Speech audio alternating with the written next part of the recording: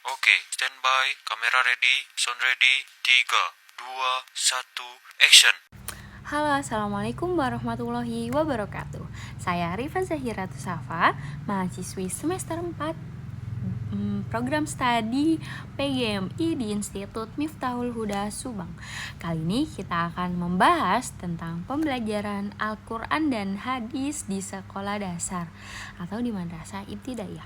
Pendidikan Al-Quran Hadis di tingkat madrasah ibtidaiyah atau di sekolah dasar merupakan fondasi yang penting dalam membentuk karakter dan akhlak anak sejak dini. Namun, pada kenyataannya, tidak sedikit guru menghadapi kesulitan dalam menyampaikan kepada siswa. Mari kita bersama-sama akan menelusuri lebih dalam apa saja permasalahan yang sering terjadi dan bagaimana sih strategi yang tepat untuk mengatasinya, bagaimana agar anak-anak dapat menyukai pembelajaran Al-Quran Hadis ini. Oke, masuk ke permasalahan. Yang pertama adalah setelah banyak kita melihat permasalahan yang ada di sekolah, yaitu rendahnya minat dan pemahaman siswa. Banyak sekali siswa yang kurang tertarik dengan pembelajaran Al-Quran Hadis. Mengapa? Karena metode yang digunakan itu kadang masih terlalu monoton, seperti hanya membaca, menghafal, dan menulis. Ini membuat anak-anak merasa bosan dan terasa pembelajarannya itu terlihat kaku. Kemudian yang kedua adalah mereka itu kesulitan dalam membaca dan menghafal ayat.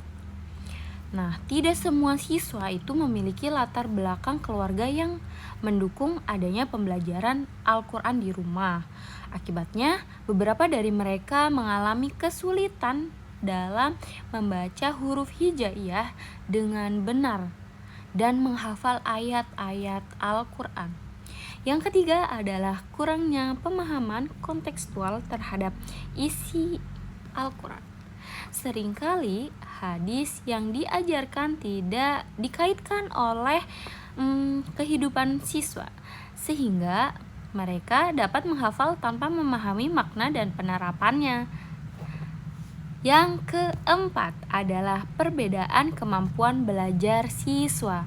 Di kelas yang heterogen ini, beberapa dari mereka ada yang mudah dalam memahami dan ada juga yang kesulitan memahami dengan cepat. Hal ini membuat para guru kesulitan dalam memilih strategi yang tepat untuk diajarkan kepada siswa. Yang kelima adalah kurangnya media pembelajaran yang menarik. Pembelajaran Al-Quran Hadis seringkali tidak didukung oleh media visual, audio, atau digital yang menarik. Padahal anak-anak seusia mereka atau usia sekolah dasar adalah anak-anak yang sangat menyukai visual dan menyukai interaktif.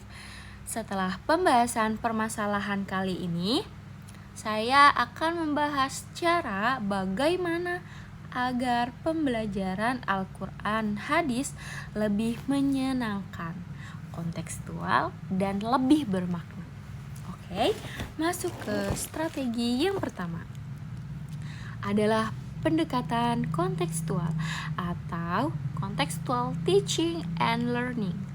Setelah menjelaskan beberapa hadis atau ayat Al-Quran, guru perlu menghubungkan ayat atau hadis tersebut dengan kehidupan nyata para siswa.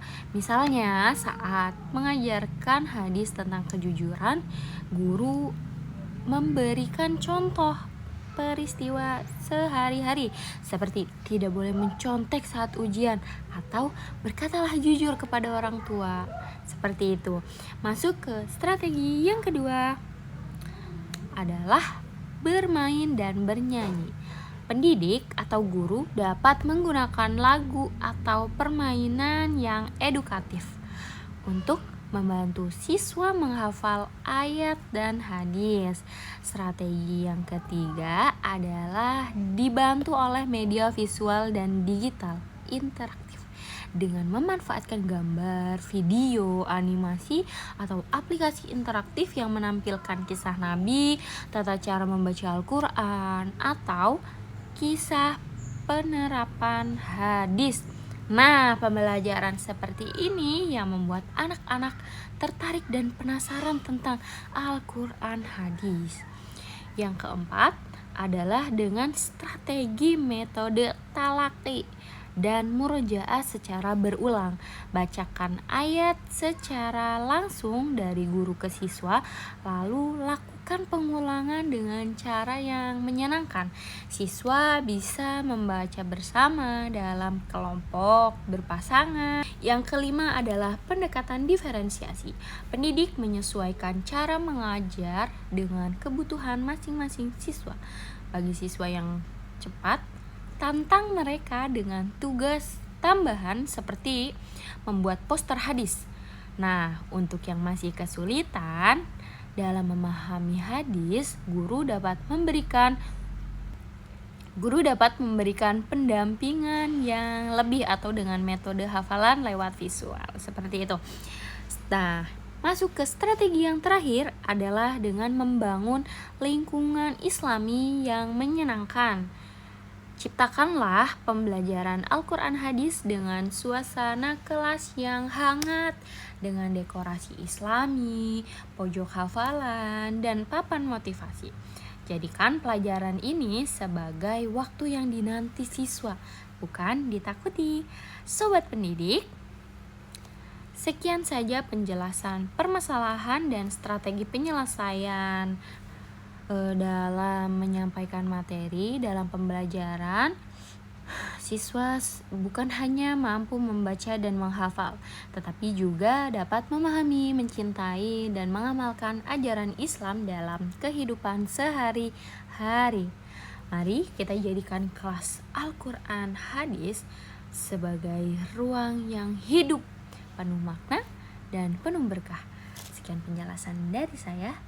Kurang dan lebihnya tolong dimaafkan. Wassalamualaikum warahmatullahi wabarakatuh.